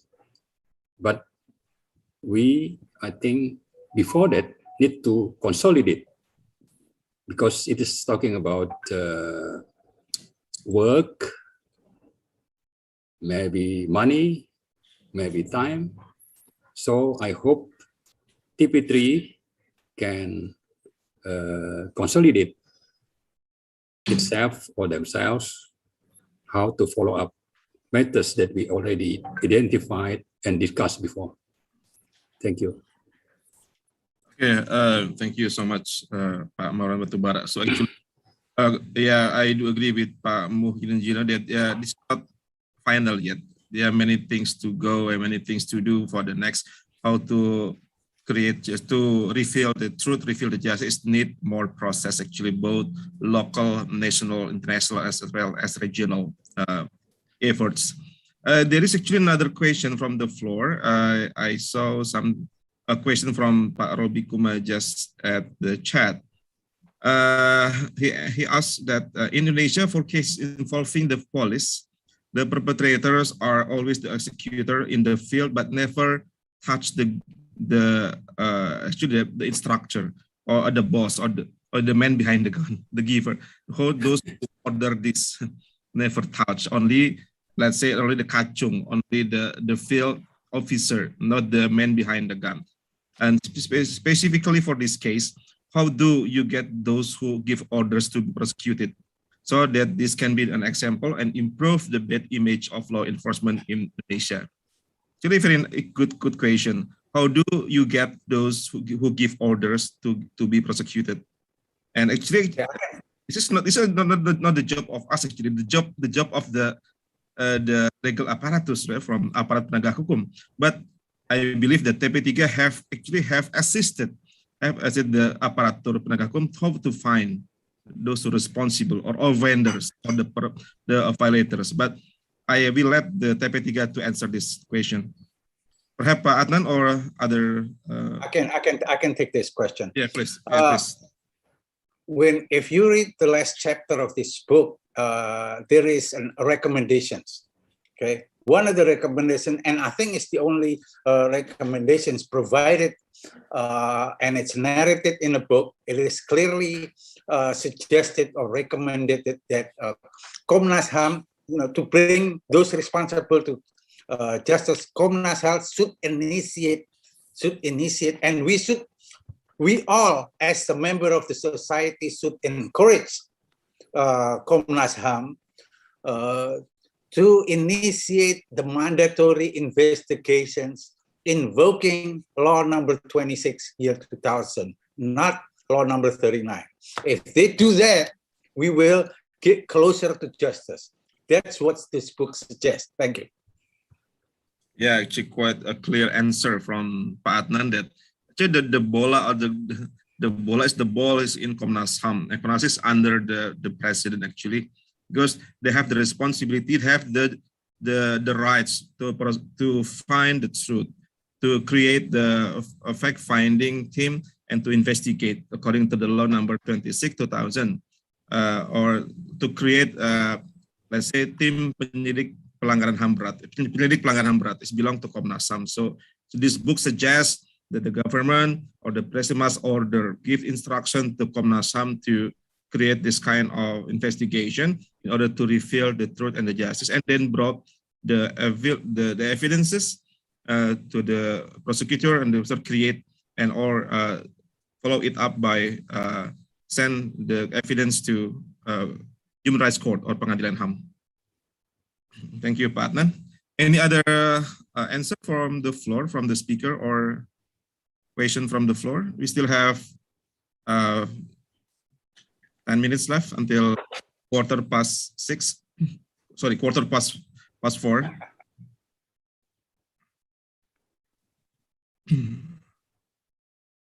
Ada pertanyaan lagi? Pertanyaan, komen?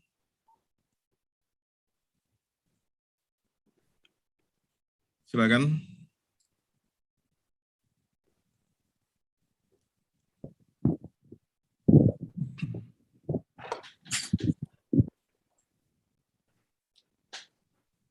Silakan Ibu Bapak sekalian, apabila ada yang ingin tanyakan, boleh dalam bahasa Indonesia, boleh dalam bahasa Inggris.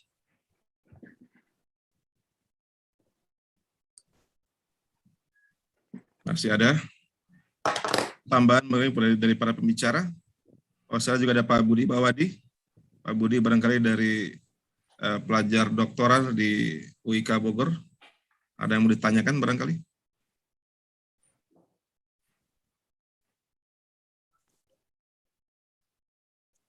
Tidak ada.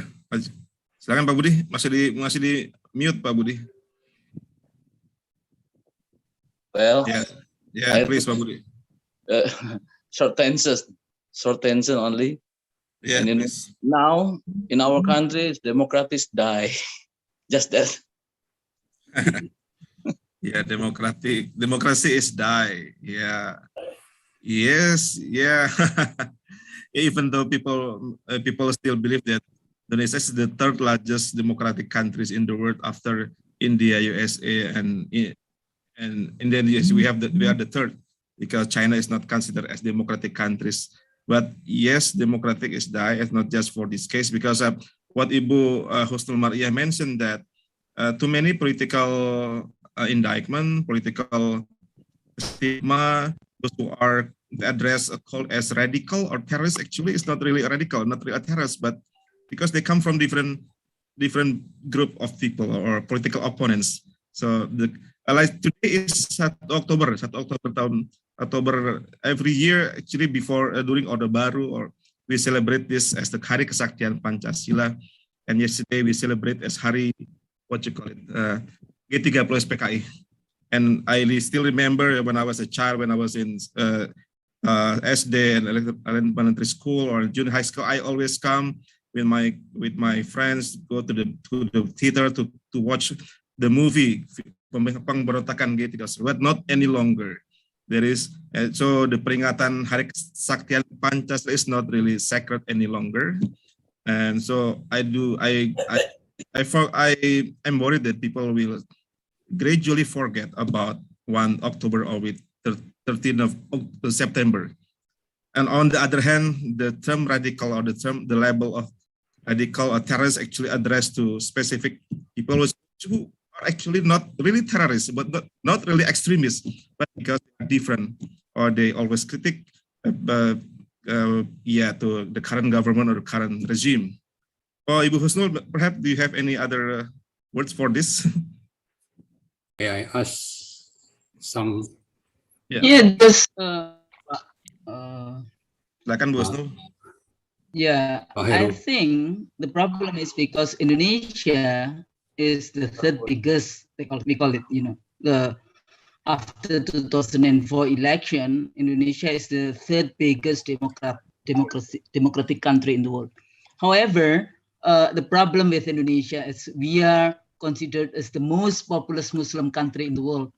After the Glasnost and Perestroika, after the what is called post-Cold War, then Islam become the opponent, and then we have if you are talking about the Washington foreign policy, and this is part of all this, what I call it, the hegemony of liberalism and so on and so forth. So the contestation on that, then one of them is like considered to have a leader who can just become like what is a puppet leader in this issue. So that's why the discourse that we have, unfortunately, HRS, Habib Rizik, is considered as the symbol, is a very strong symbol of Islamism or civil Islam. So that's why it's not really what is called like this is the difficulties that we have. In one sense, you are not allowed to include what is called religion in politics, but actually in political science, we just call it as preference politics. It's not political identity that's considered by the regime. So that's why actually it's just afraid of the power behind the Habib Rizik, because I think Islam has a very strong, I think Pak Muhyiddin can answer from MUI, because we have jihad. If there is just injustices, Islam become the value is Islam become, yes, of course, revolutionary, because against injustices. So that's why this is part of the political game actually after post-Cold War, Glasnost and Perestroika, and then now become Islam. So that's why the issue, I think it will be continued, and it's depend on the political power we have in this country. So as an activist, I think you have to have a sabar, sabar and istiqomah ya Pak Muhyiddin. There has to be istiqomah and sabar to fight against all this shaitan or hantu. I don't know, maybe all these things, but we have belief because we have a God. So Pak Marwan, pokoknya sabar. We are always supporting all this for the value. Yeah, we fight for the better of Indonesia in the future.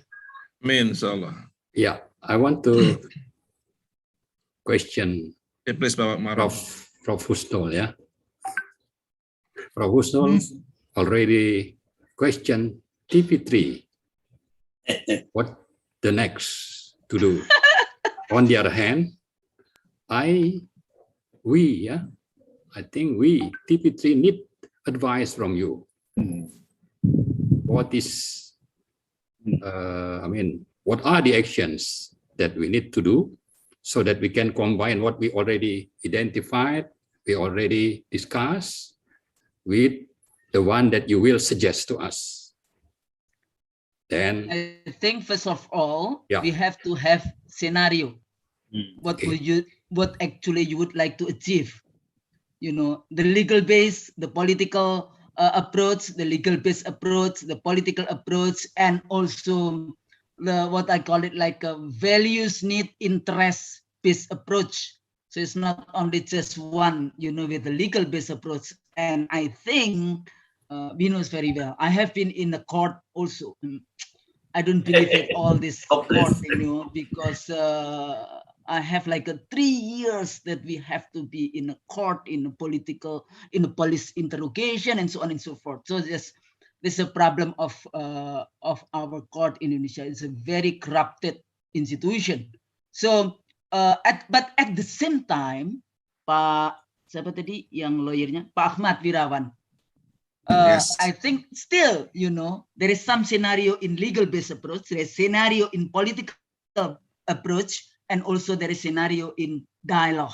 Dialogue and Lovely. dialogue, like Pak Muhyiddin mentioned before.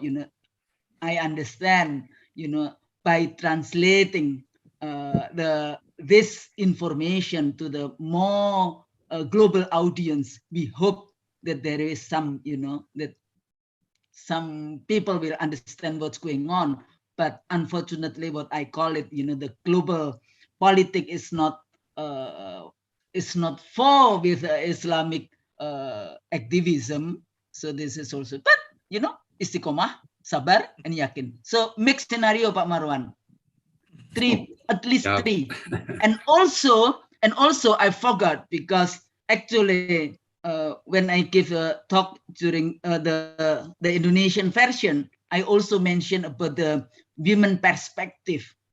So what's a women perspective? It's a dialogue with a non-violence, and also the ideas to bring the mother of the 6th guard, of the 6th Laskar FPI. It's also very important issues, because what happened if the young boys actually your own child? So it's just bring all this emotion, and with non-violence activism, I think is really, really important for next. So make a scenario.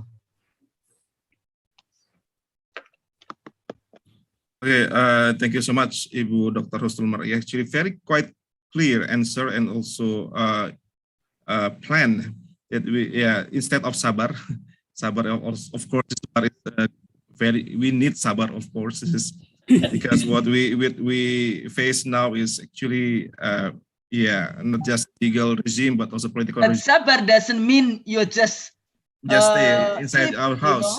Submit. Sabar doesn't mean it's sleep. Yeah. Submission to the will of Allah is not sabar. Yeah, sabar, and also yakin usaha sampai, I think. Yakin usaha sampai. And also I do agree with Bu Husnul that we must also cooperate with the victim's family, with the ibu, with the bapa of the victims. Yes. The victim are actually still young, and some of them are the breadwinner, pencari nafkah utama di keluarganya.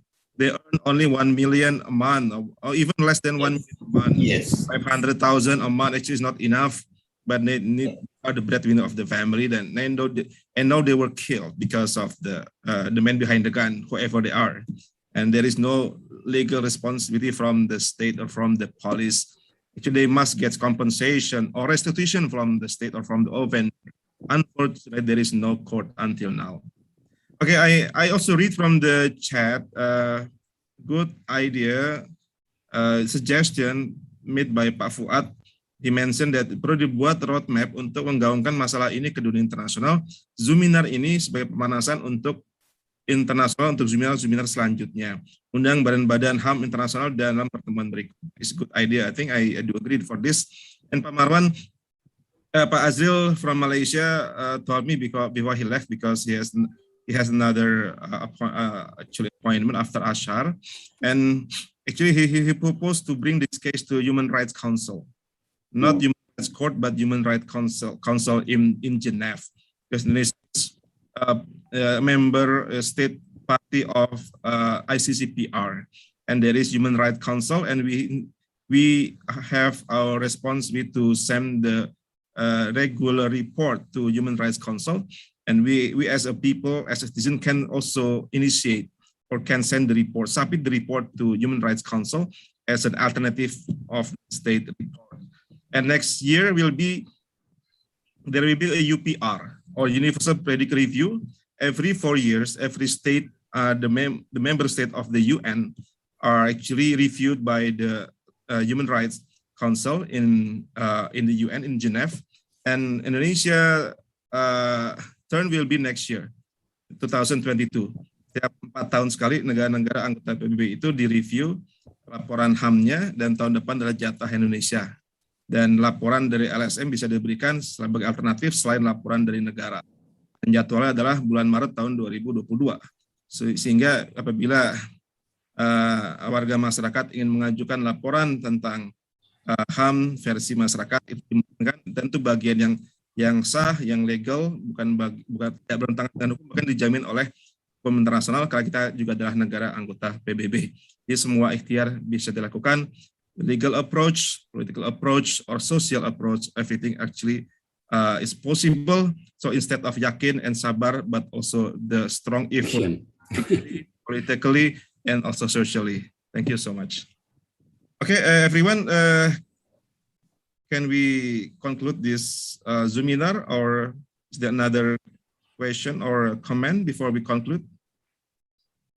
Just conclude. Conclude ya, because I think it's enough because the time asar. Yeah, betul. Yeah. Okay.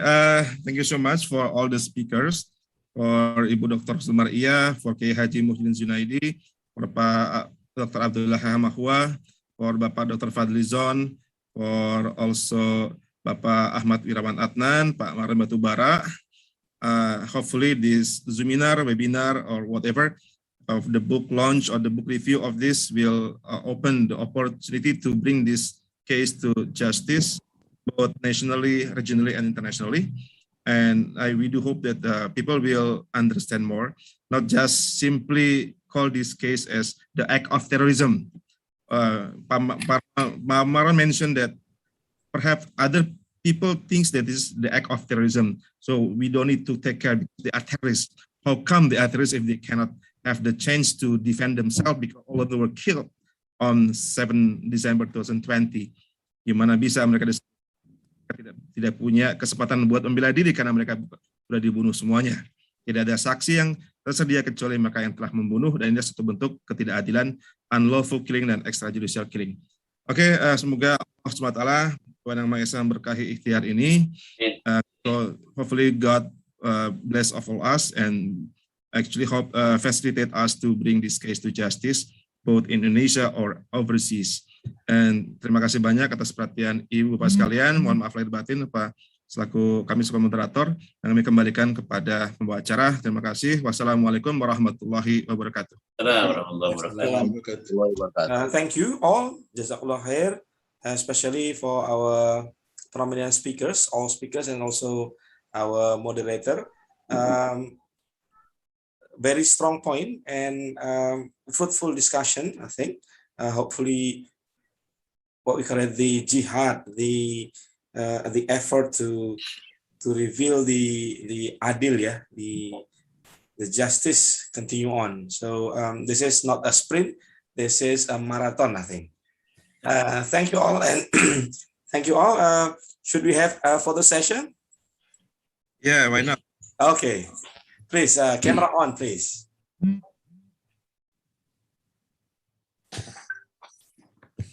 Okay, camera on. Mr. Taufik. I'll count to 3.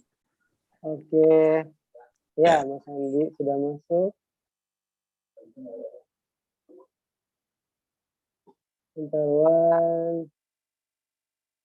Aduh, gue rapiin bentar ya, Pak. Okay. Finish. Okay. One more. Okay. Ya. Okay, finish. Yeah. Okay. Thank you. Okay. Thank you very much, everyone. And on behalf of the committee of the book discussion today, I'd like to extend our thank you to all participants, especially for the speakers. And Assalamualaikum warahmatullahi wabarakatuh. Waalaikumsalam. Okay. Next event. See you again.